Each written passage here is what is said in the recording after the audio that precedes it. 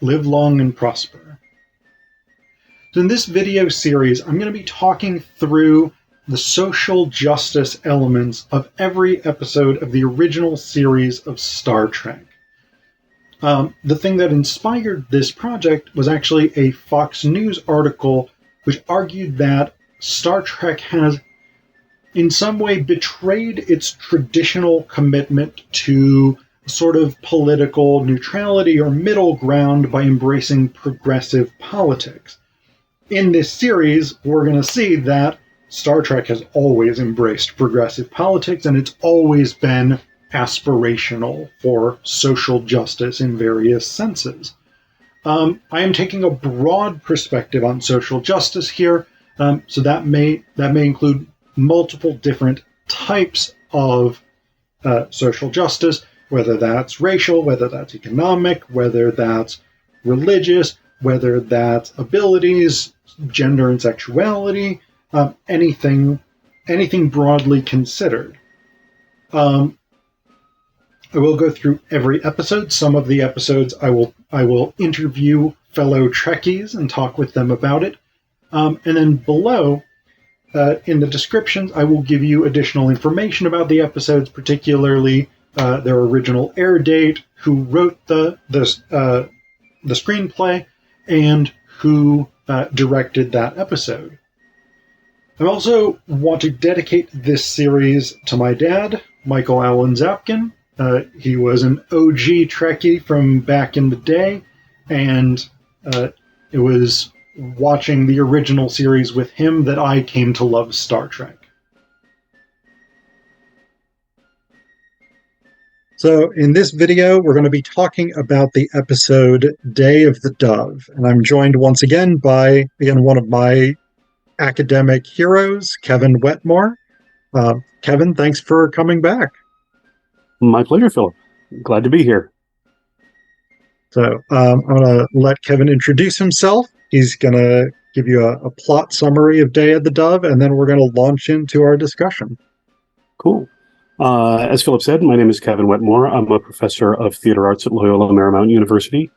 As I like to joke, I got more degrees than a thermometer, none in anything useful. But it allows me to have all sorts of awesome conversations like this. I've written a whole number of books about theater, film, cinema, television, media, including books about Star Wars and Battlestar Galactica. And I actually do have a book on Star Trek that I've been working on for the past several years that eventually may see its way into daylight. But I've been a Trekker, since I was about 7 years old, which was, of course, during the Lincoln administration. And the funny thing is, one of the reasons why when we were talking, I said, I want to do that episode, is because I'm a big fan usually of Vulcans and Klingons. And Vulcans are always sort of present through Mr. Spock, but Mr. Spock is not always a good reporter because he's half human, half Vulcan. And also he's trying very hard to be Vulcan in a way that other Vulcans are always sort of much more relaxed because they don't have the constant pressure to prove their identity.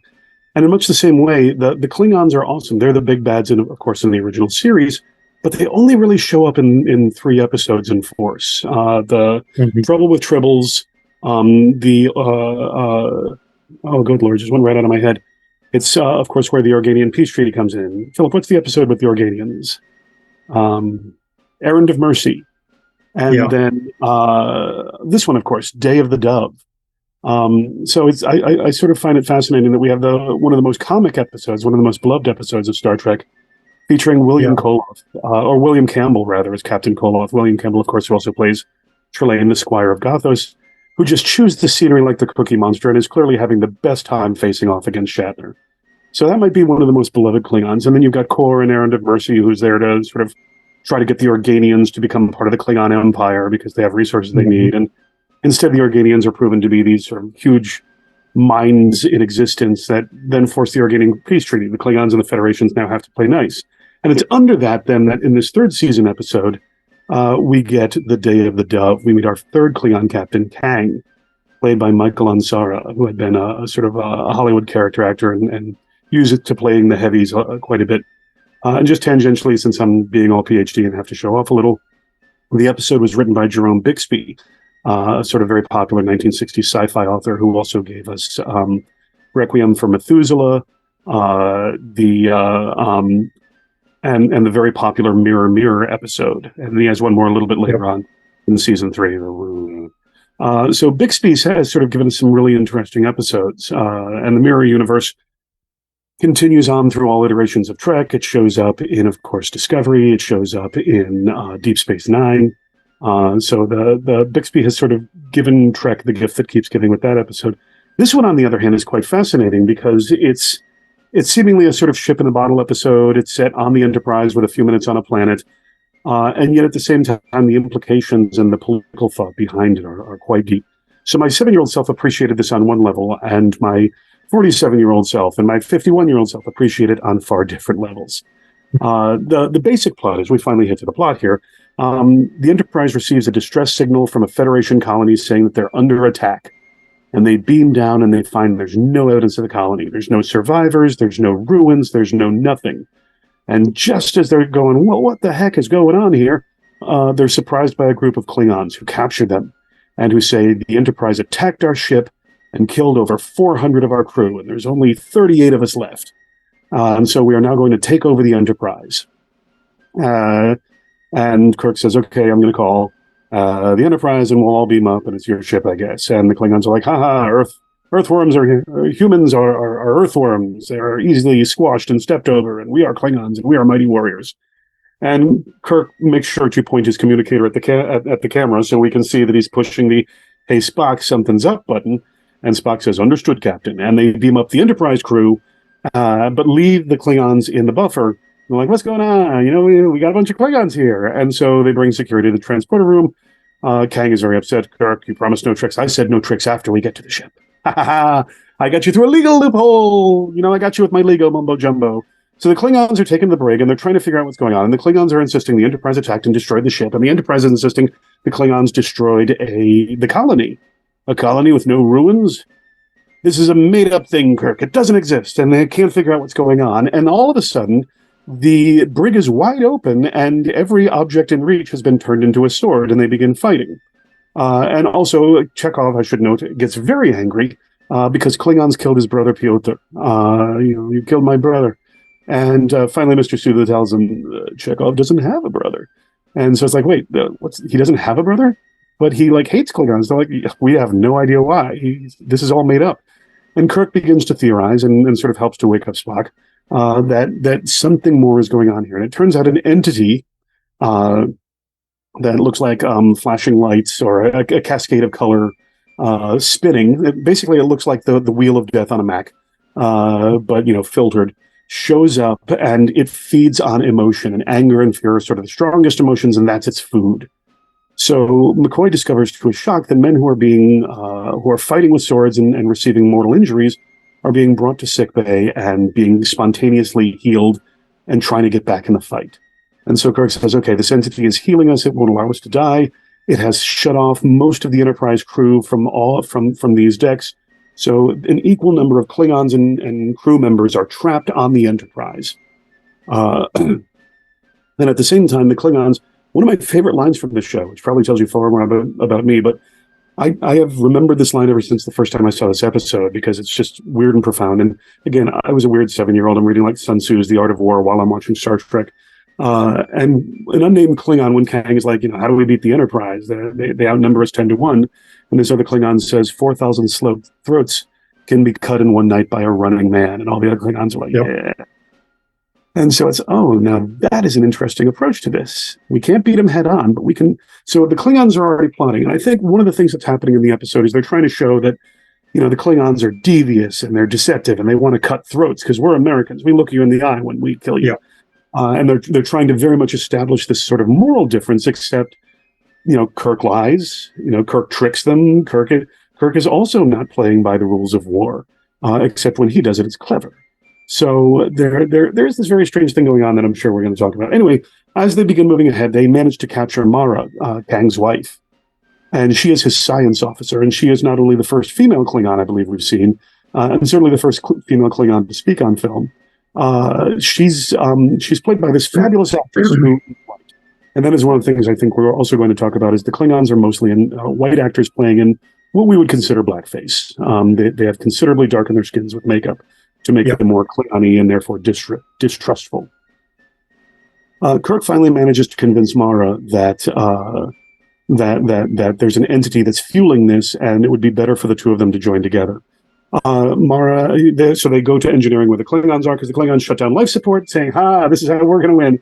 And the entity turns the life support back on because it doesn't feed if half the crew is dead. So they continue fighting, and Kirk finally convinces Kang that there's an entity. Kang sees it after first thinking that his wife Mara has been assaulted, because Chekhov does attack her and manages to tear sort of a strap on her Klingon outfit. And she's like, no, nothing happened. You have to listen to these guys. And instead, finally, Kang listens to Kirk. And in one of the more telling moments of the series, they go, Kirk runs over to the side of the wall. We see the Klingons and the Enterprise crew fighting with swords. And Kirk hits the button and says, okay, we've declared a truce. You guys can stop fighting now. We're good. And everybody keeps fighting. And then Kirk looks at Kang, and Kang just walks over to the wall-mounted communication device and says, "This is Kang. Cease hostilities. Disarm." And immediately everyone drops their weapons. And even as a kid, I love that moment. Nobody listens to Kirk. Kang says half of what Kirk says, and everyone's like, "Oh, I guess we're done fighting then." Okay. And I want to rationalize it by saying they need to hear from Kang as well. No one, they think it might be one of Kirk's tricks. So we need to hear it from Kang when both captains say, but there's just something so commanding about Kang. Those simple lines, and I believe I'm doing it verbatim here. This is Kang. Cease hostilities. Disarm. Immediately, there's no, oh, wow, I guess it's both of them. All the Klingons are like, oh, we're done. And partly, I think that's to suggest, Klingons are taught to obey orders without fail, or they get kind of killed. But also, Kang is taken a little bit more seriously than Kirk.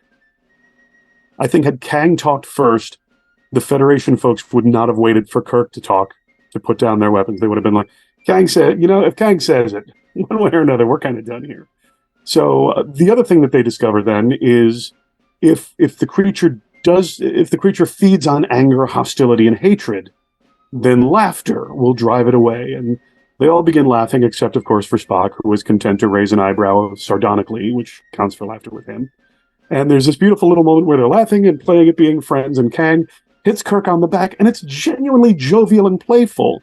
But Kirk just has this moment where he stumbles forward and gets this look on his face like, you're playing it too hard, man. Come on, just laugh. We don't need to... I'm not a Klingon. We're not like Klingon drinking parties here.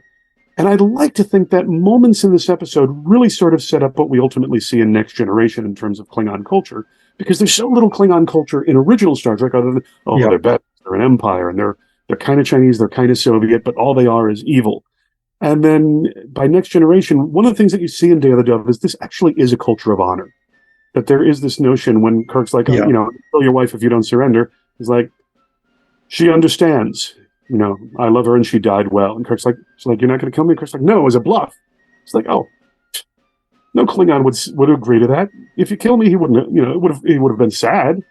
But that's not effective. You get this notion of they are a culture of honor. They're very samurai.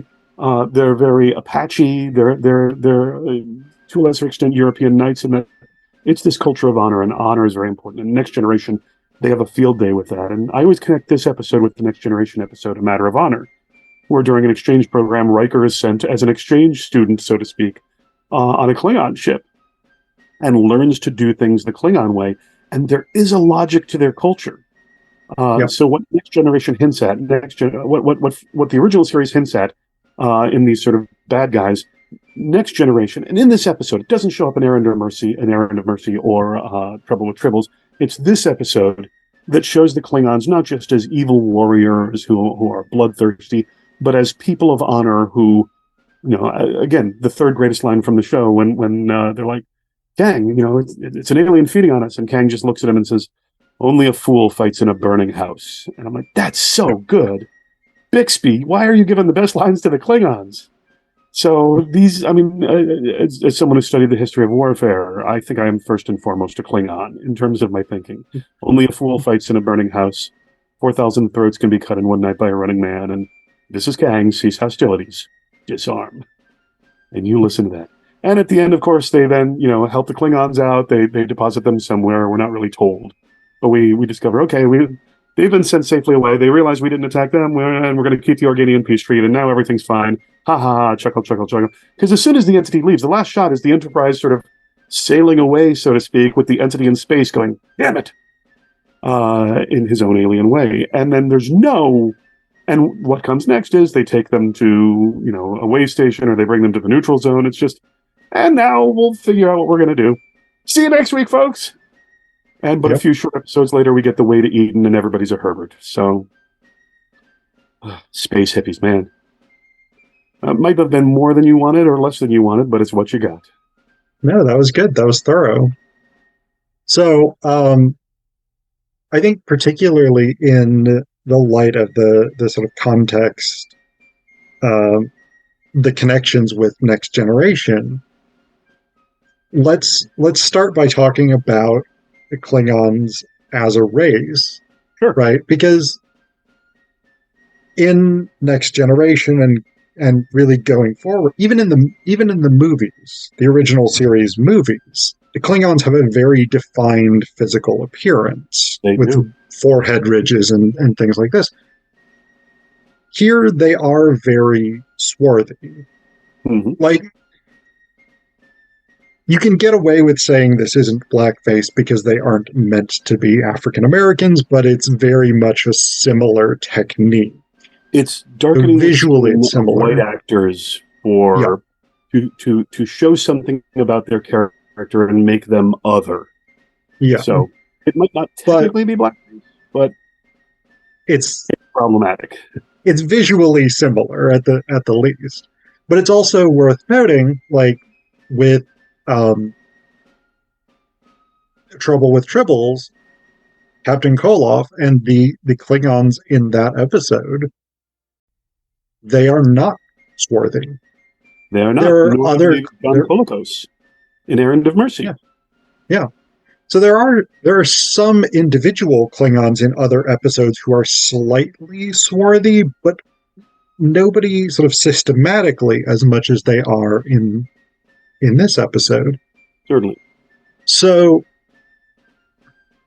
what do we make of that? Are we maybe to think maybe the Klingons have different races in the way that humans have different races, we and that's what we're supposed to get. But we see that in Star Trek VI, the Undiscovered Country.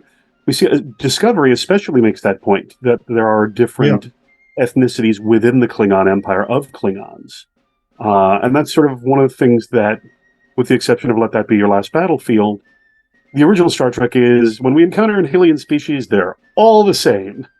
There's a monoculture on that planet. And again, that's television writing in the 1960s. And of course, the Klingons in the 1960s, the wardrobe department is working with $10 and whatever's at the local Goodwill. So when you actually look at the Klingon costumes up close, they're kind of doofy.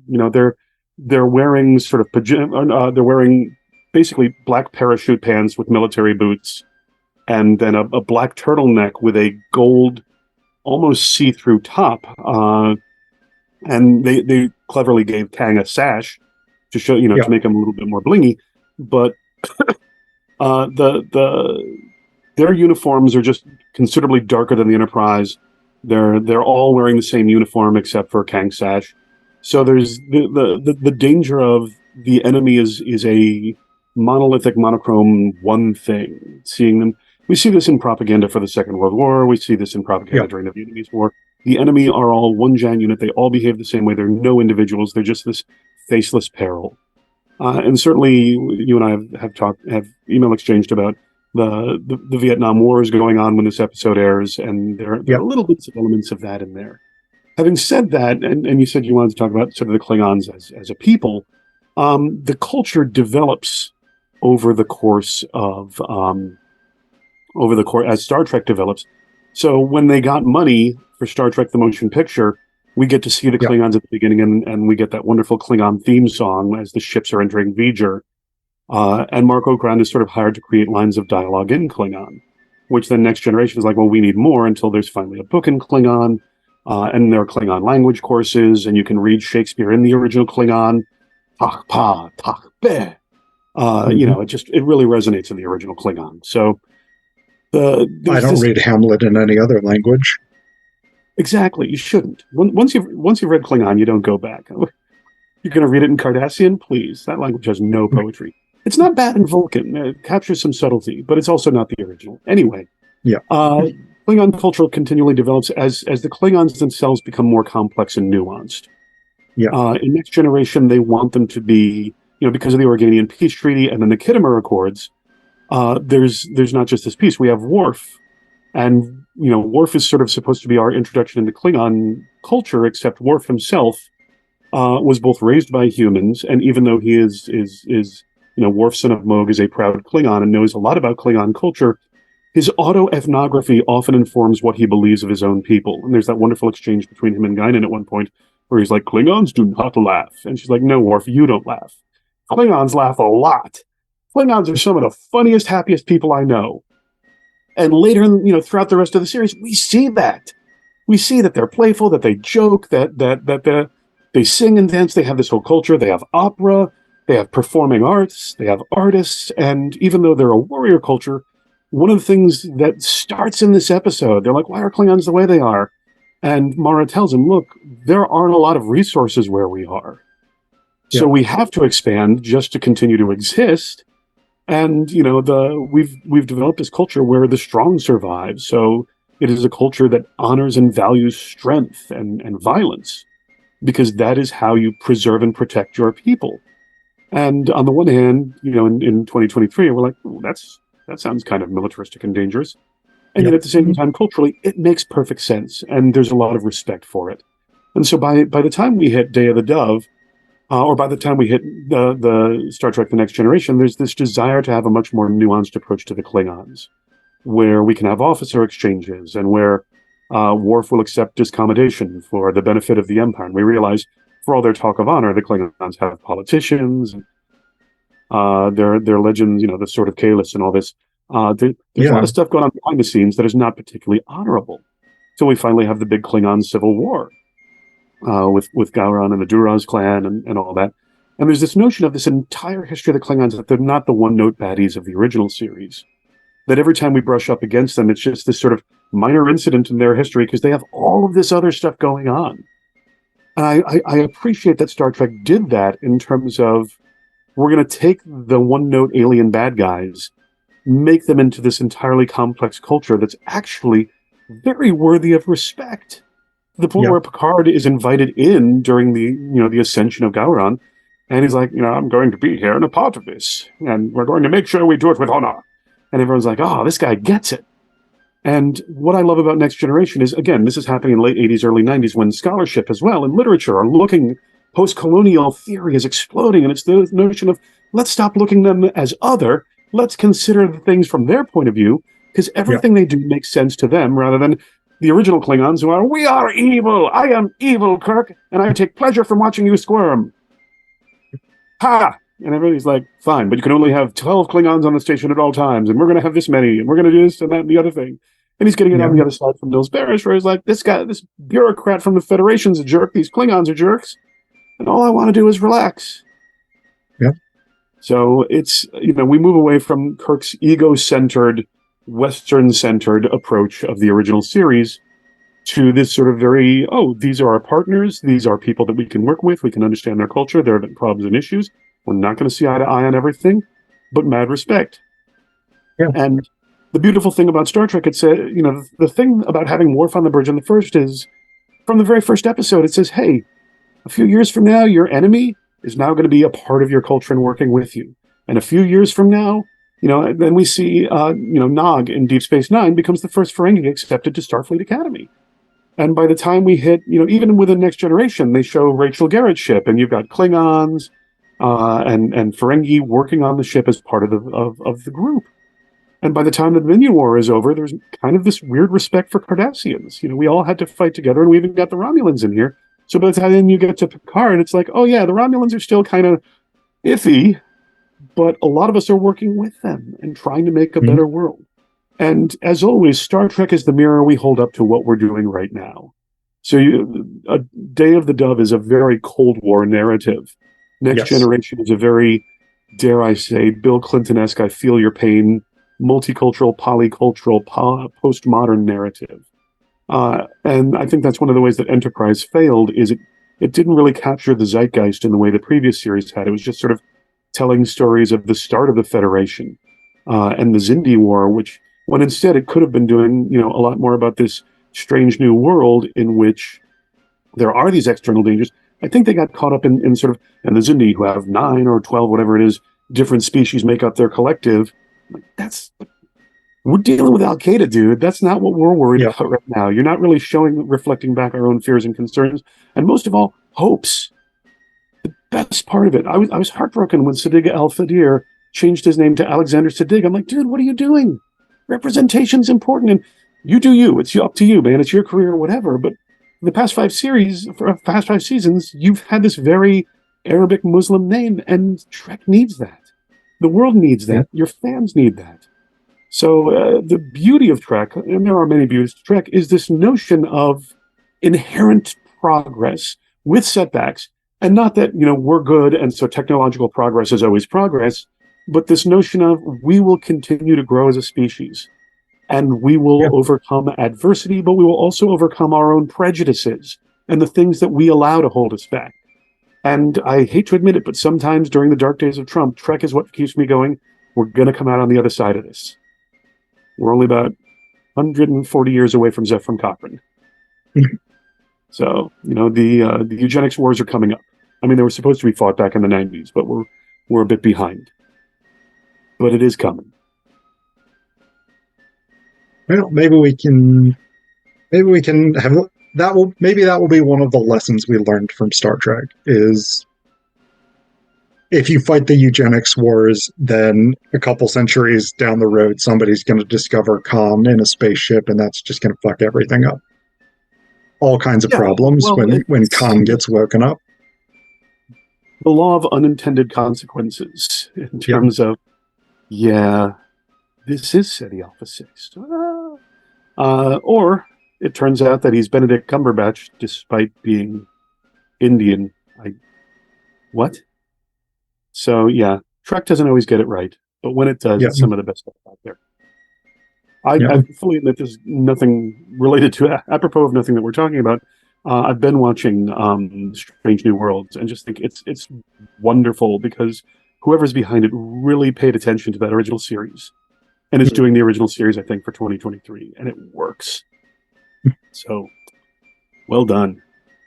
Yeah. And well done the references. To completely redo Balance of Terror, that's skill. So let's pull it back to Day of the Dove a little bit more. So I mean, we talked about the Klingons as a race, as a species. Racism is central to this episode, right? This unknown entity. Once Scotty and Spock almost attack one another, Kirk sort of works out that part of what's going on and part of the reason that Chekhov has just gone nuts about his dead brother who didn't exist is that this is all meant to stoke racial hatred in order to sort of increase the violence of this fighting. And of course, again, this is 1968 that this episode comes out, late 68. This is like the high point, arguably, of the civil rights movement. Maybe later phases of the civil rights movement before Martin Luther King Jr. dies and Bobby Kennedy dies and things like this.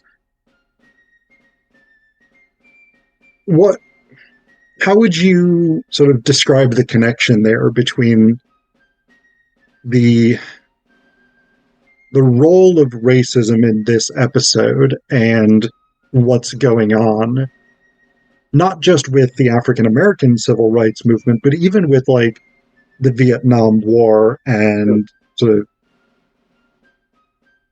the reemergence, I would almost say after World War II, of an anti-Asian prejudice? Oh, yes. I think that's one of the reasons for the darkening of the Klingon skin is they're not trying to make them black characters, because when Star Trek wants to do that, it does. It has had black aliens and black characters on. So I think they are going for more of a person of color looking more at Asiatic. And certainly that's there. The entity, he said pluckishly, we could nickname Tucker Carlson because it exists to stoke racial tension, and it benefits from it. So it does that. And certainly the anti-Klingon prejudice shows up quite a bit in terms of, Kirk doesn't care for the Klingons. And anytime they talk about the Klingons, it's with disgust. It's this notion of they're cruel, they're violent. I don't care for the Klingons either.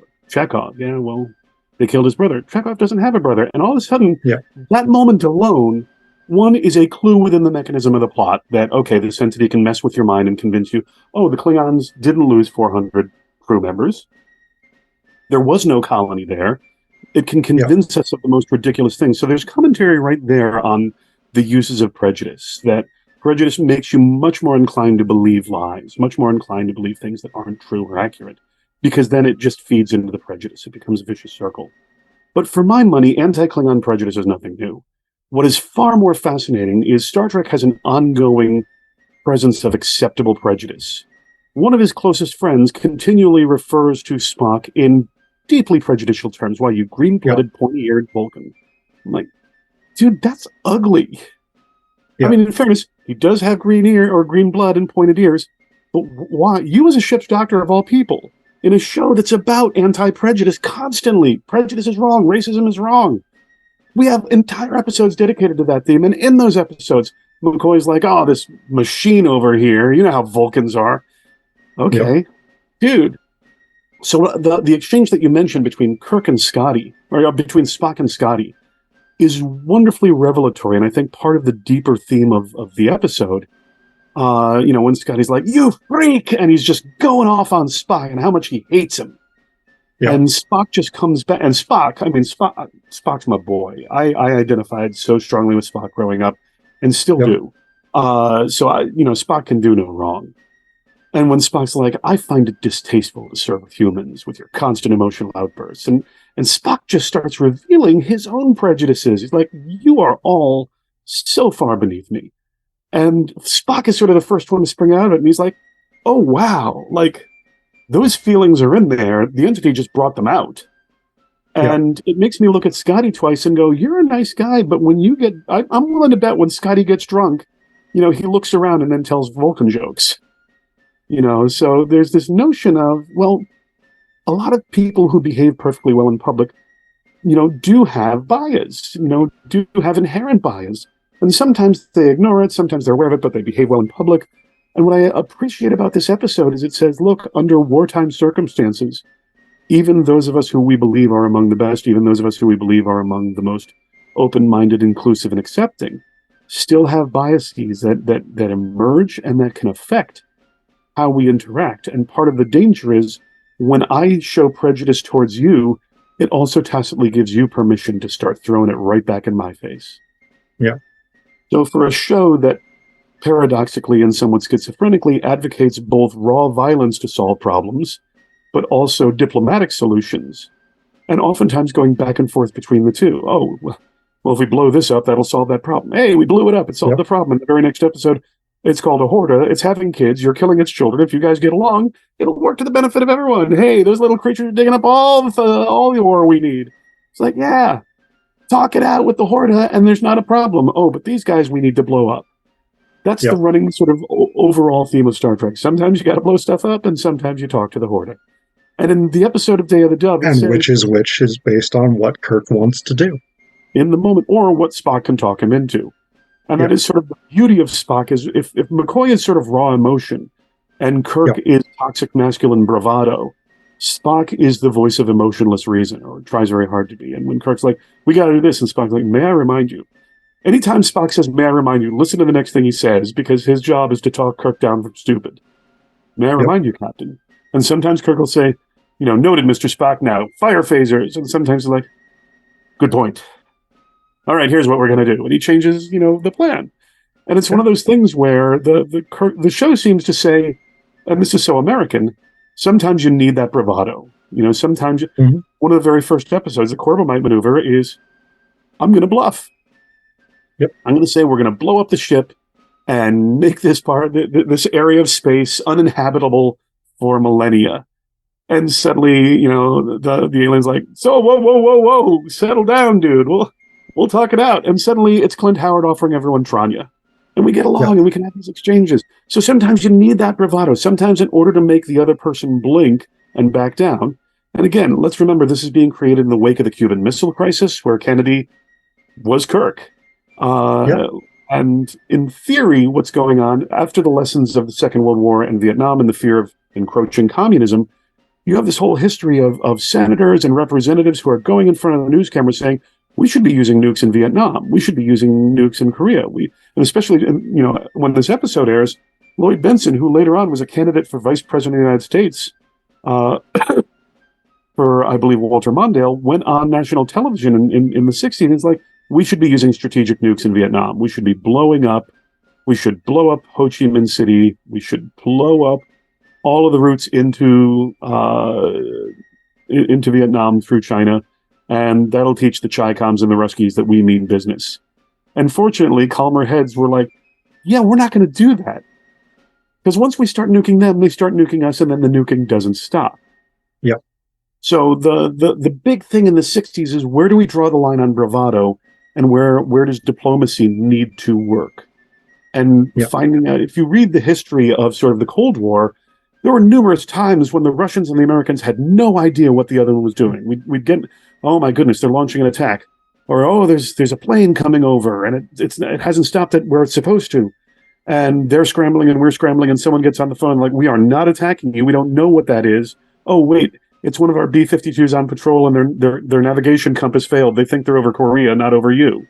And the Russians would be like, okay, we're going to escort them out of our territory. Please reach them and tell them stop.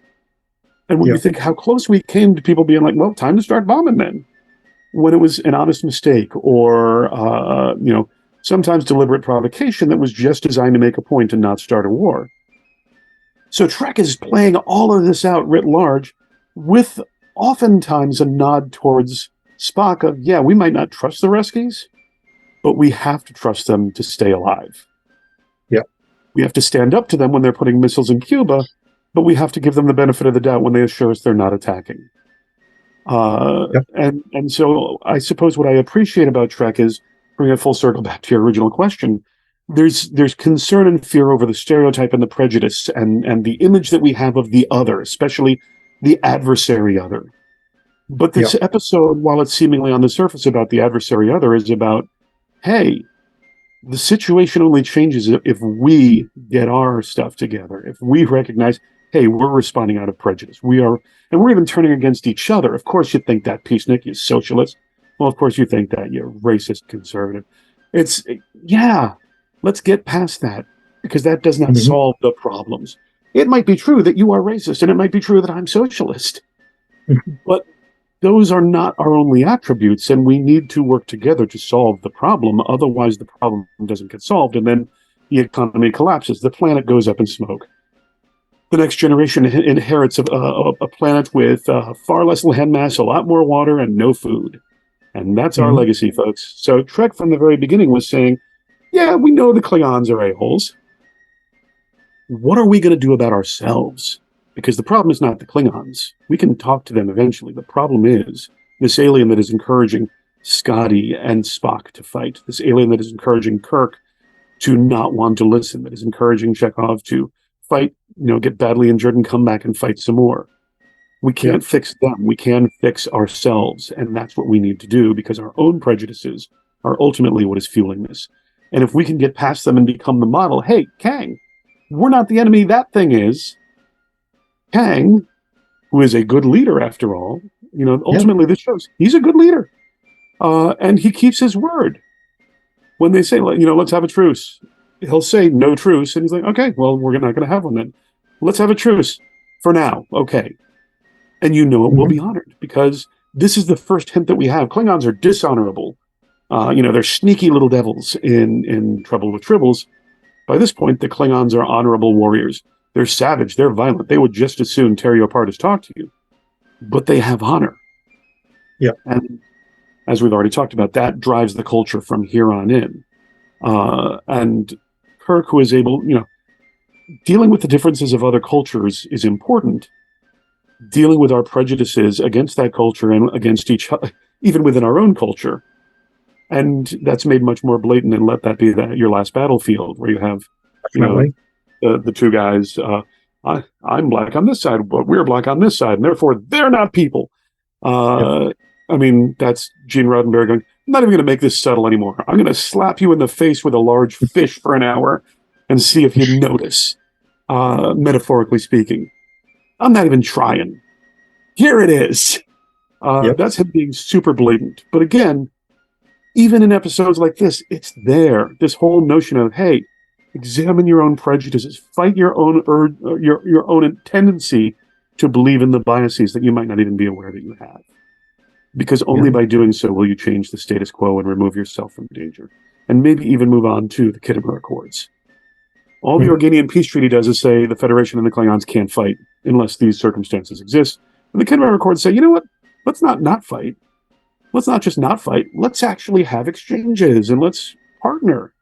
And of course, that film is written as the Iron Curtain comes down and as perestroika and glasnost have sort of turned the Soviet Union into the Russian Federation, and all of the former Soviet socialist republics are now independent countries. And there was this beautiful moment in history of, see, Kirk and Spock and Gorkon were right. If we can negotiate and we can get along, and it's to mutual benefit. Until you get someone who does not think the system will benefit them, and that they can develop power or wealth, or better off both, by challenging that and playing to people's baser instincts. And certainly we see it in our own culture as well. Politicians who come along and say, drag queens, reading to your children make them gay, which I didn't even know that. Like, that's crazy new science. So I'm sure that the peer-reviewed articles are just around the corner on it. I'm sure they are. But again, playing to people's prejudices, at least in the short term, can build power and can, finding an enemy to fight against. If there isn't an external one, then we look for an internal one.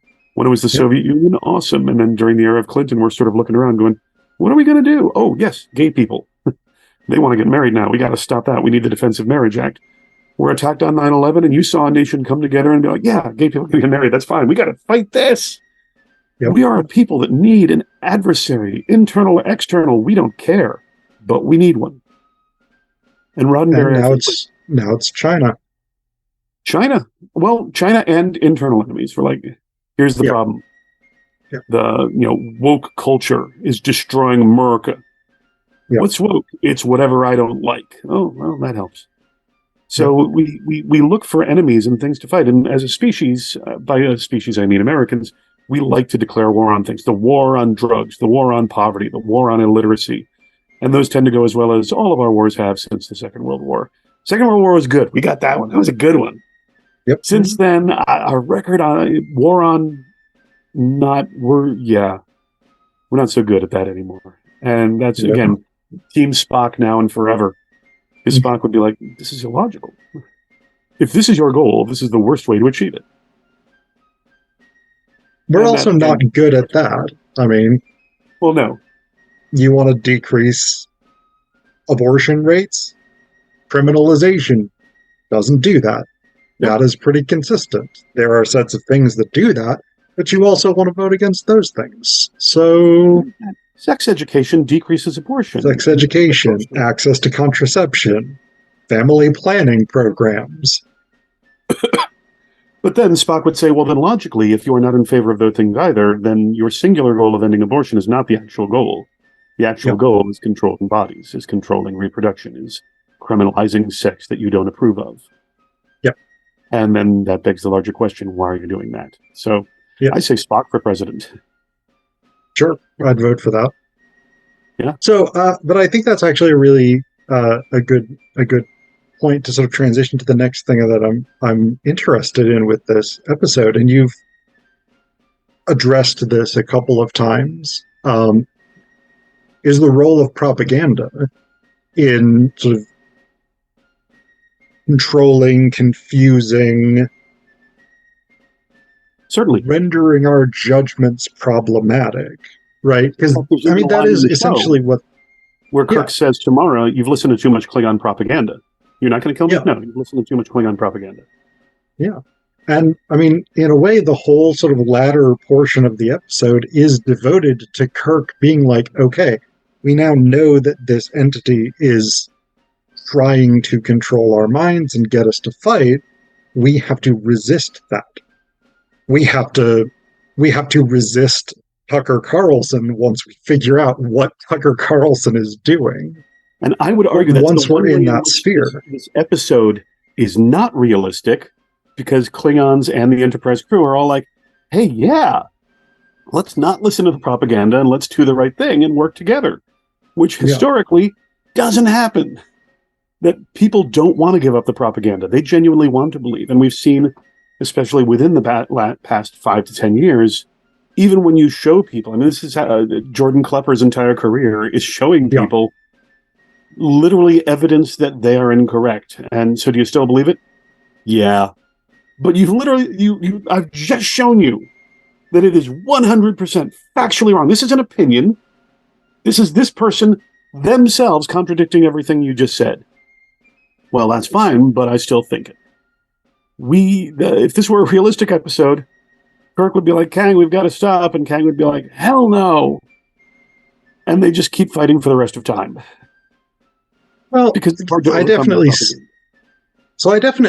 that. And I don't think that's wrong necessarily, but I think the one sort of counterpoint to that, right, is at the end where where Spock is like, good spirits might make an effective weapon, and they're all being fake jovial with one another. One of the things that Kang says to sort of drive the entity out, that's such a weird scene to me. As I was rewatching this episode, like, they're literally like, yeah, let's all pretend to have fun. And then the first thing that Kirk says when he walks over to the sort of final camera angle is like, get out, we don't need you anymore.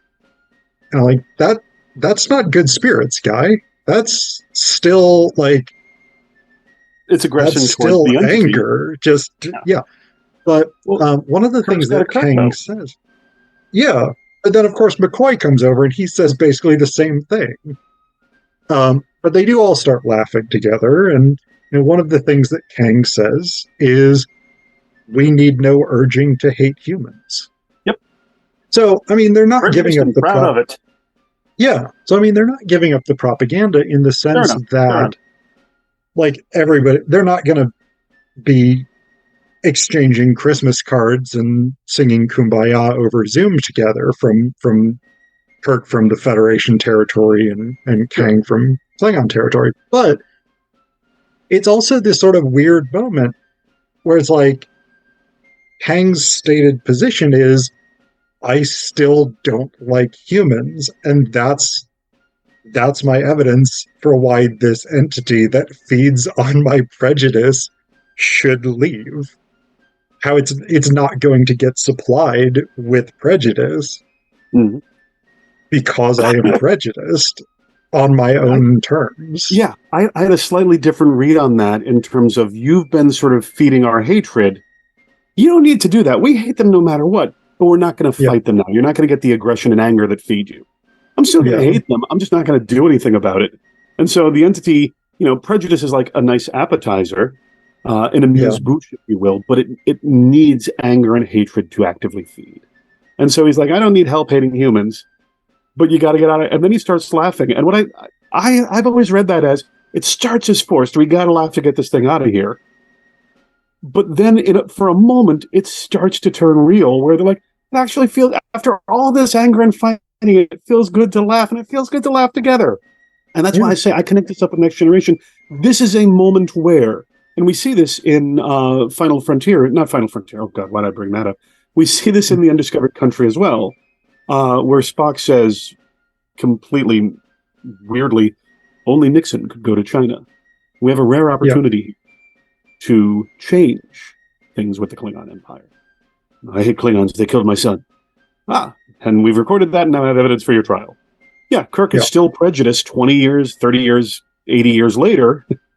against Klingons, and that's sort of the point of that movie. Is we've sort of learned the lessons of Day of the Dove, that you can't act on aggression, but you can still hold on to your prejudice. And, you know, Kang's like, I'm going to hold on to my prejudices, and everyone's like, okay, so long as you don't act on them. So that's the best we can do right now. And then by the 1990s, it's, you know what, even those prejudices are causing harm, at the very least to you, but especially in recognizing the harm that they can cause is part of what we have to do here. And we are presented in The Undiscovered Country and in Day of the Dove with a rare opportunity to change it. And when you look at the generational changes, since we've been talking about how this is all a reflection of America, in 1996, the majority of the Senate voted for the Defense of Marriage Act. And marriage is between one man and a woman, and gay people can't get married, but I suppose they can have civil unions. And literally, in less than 20 years later, the Supreme Court says, oh no, gay marriage is now completely acceptable and constitutional. And when we have a moment here to fight those prejudices. And the funny thing is, when Clarence Thomas can say we should totally revisit that discussion, 70% of the United States is like, why? Why would we revisit that? It's already, regardless of how I feel about it, it's the law of the land. And it's that, we used to talk back in the 90s about the importance of tolerance, and then someone finally pointed out, tolerance is putting up with something you don't like or care for, which still isn't great to say to someone. I don't care for you, but I'll tolerate you. I'm like, well, you're not a hero for doing that. Real progress would be you respecting who and what I am for who and what I am, regardless of your own thoughts on the matter. I'm not trying to legislate against you. So what Trek ultimately does, I think, is sort of chart human progress. That it's this sort of, we're better than we were. I mean, we still suck. Yeah. But we're better than we were. And it's the regressive forces in the 1960s, in the 1980s, in the 2020s, or 20-teens into the 2020s, that are pushing back against that progress, that don't want the Khitomer Accords. And that, again, is the whole point of, again, I can't believe that film is over 30 years old now, the Undiscovered Country. The irony is Klingons, humans, and Vulcans work together to sabotage the Khitomer Accords so we can keep a state of Cold War. And you guys literally just showed we can work together. Yep. We had this conspiracy to prove that we can't do what you say we can't do. You just proved that we can do it. So now we're going to move forward with this. And it's that sort of thing of, well, you've just shown that it is possible. Yep. So, again, I'm not usually optimistic. I tend to be fairly bleak. I think one of the greatest songs ever written is They Might Be Giants' Hopeless Bleak Despair, because it really captures history.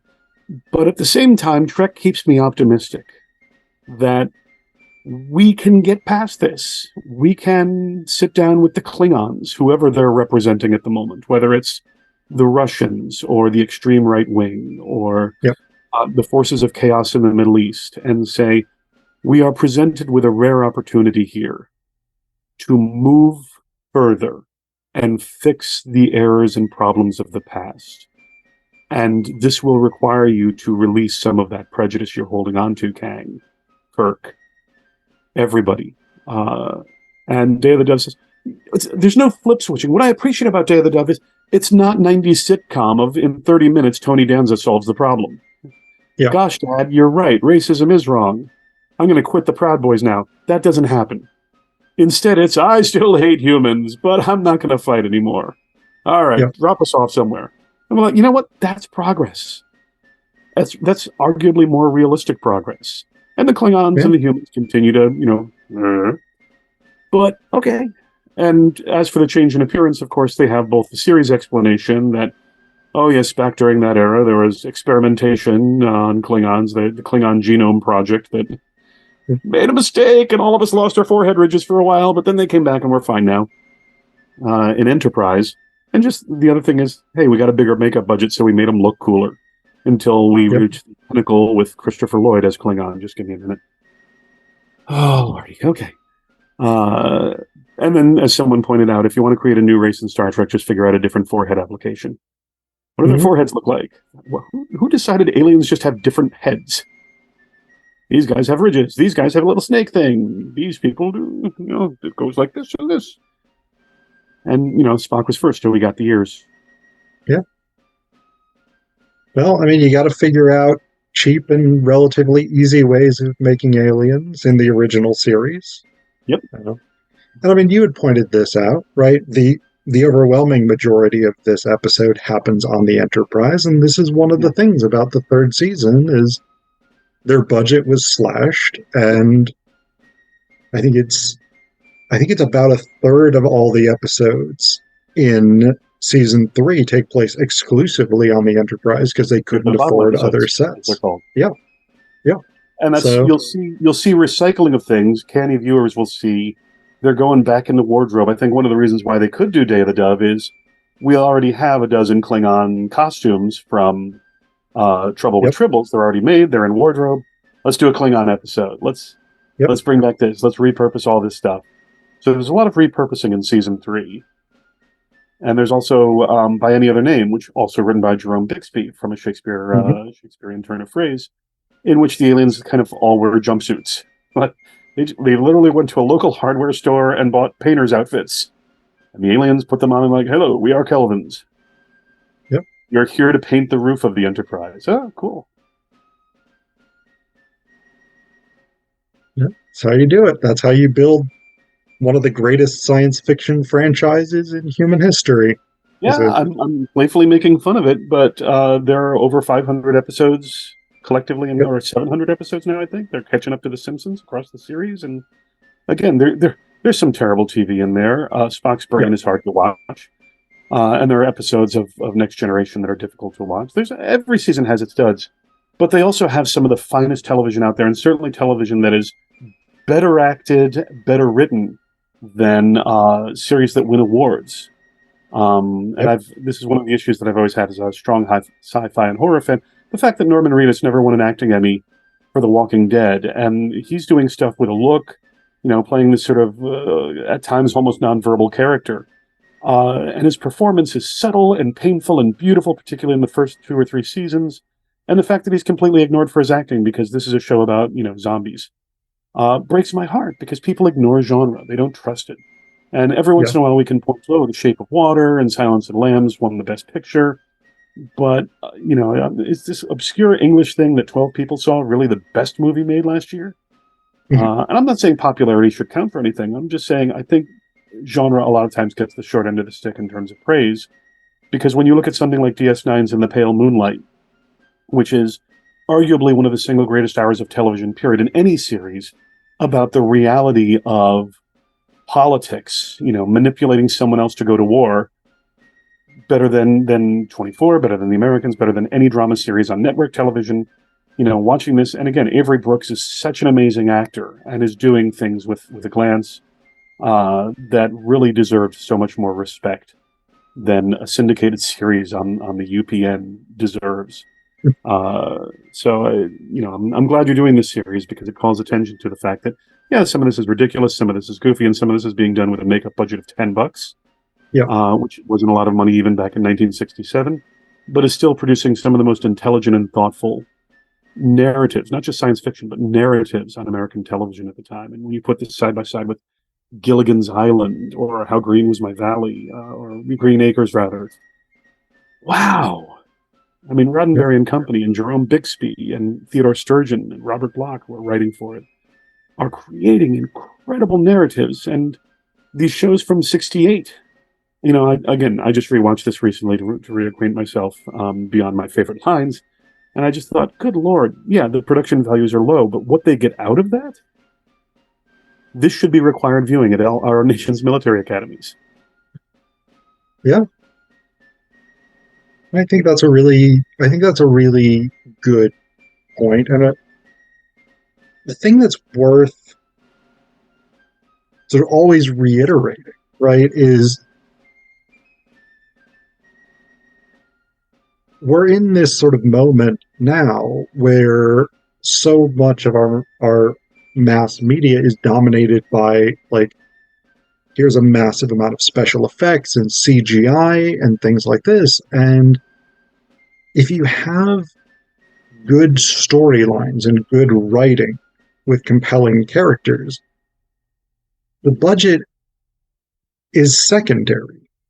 Yeah. Like if you can tell amazing stories that are going to resonate with people, that's often more powerful than I don't know, the latest Marvel Comics universe movie where it's maybe visually stunning, but the storyline is just here's a good guy, here's a bad guy trying to destroy the world, hero stops them. Yeah. So snark, snark, quip, fight, fight. They're endlessly entertaining, beautiful eye candy, and wonderful time sucks. And I have enjoyed all of them.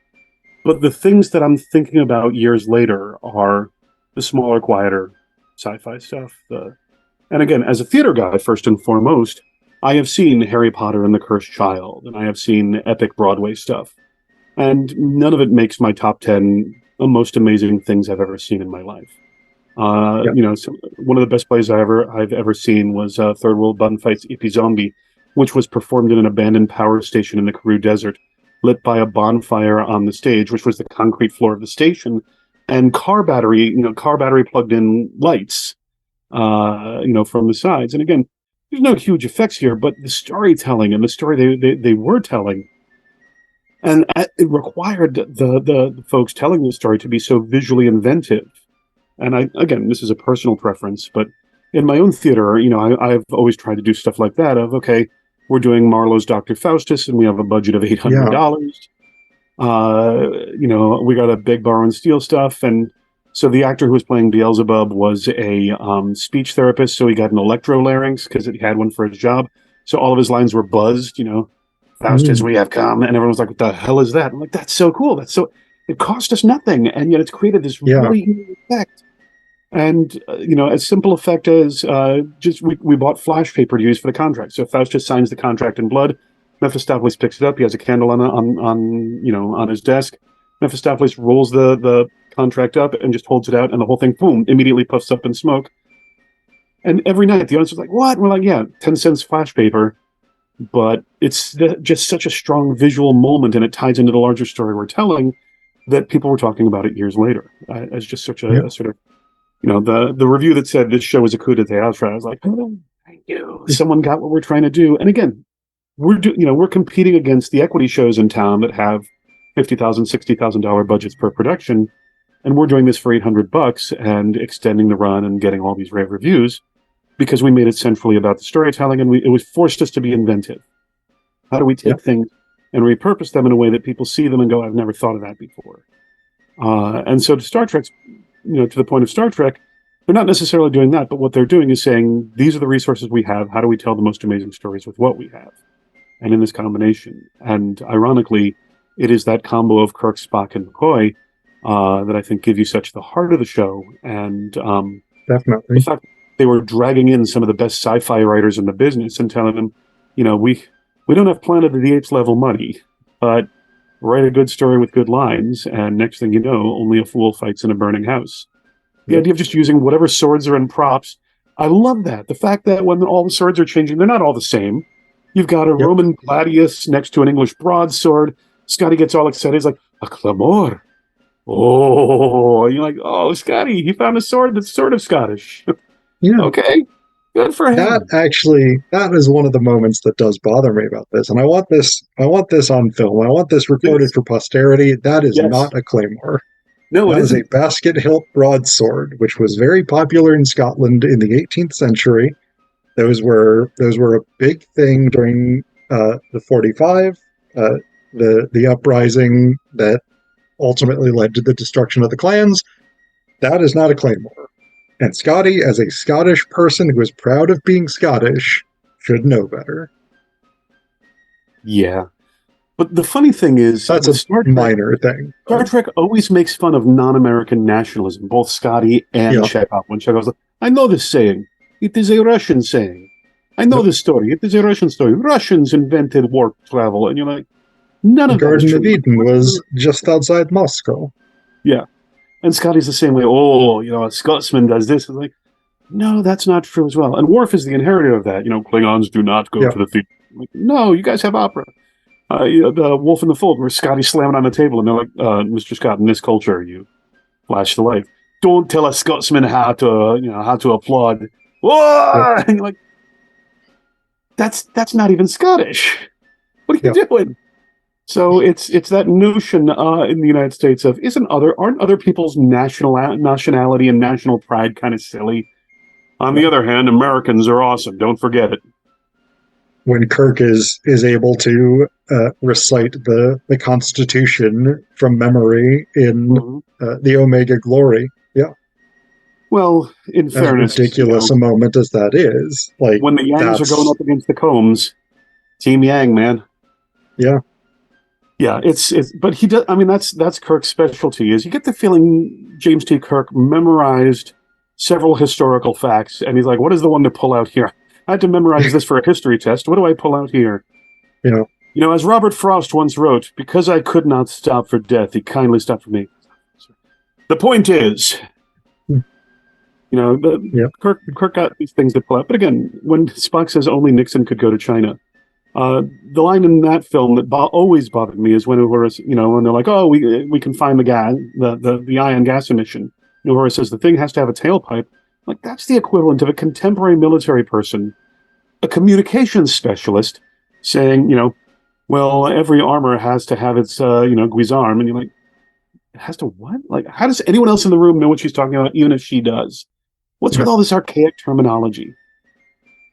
Yep. It was part of the free speech movement back at Berkeley. It took too much LDS. And I was like, in 1984, her response should be, so he's a Mormon? LD? Okay. Oh. Love Trek, laugh at Trek. Yeah. They do well. Yeah.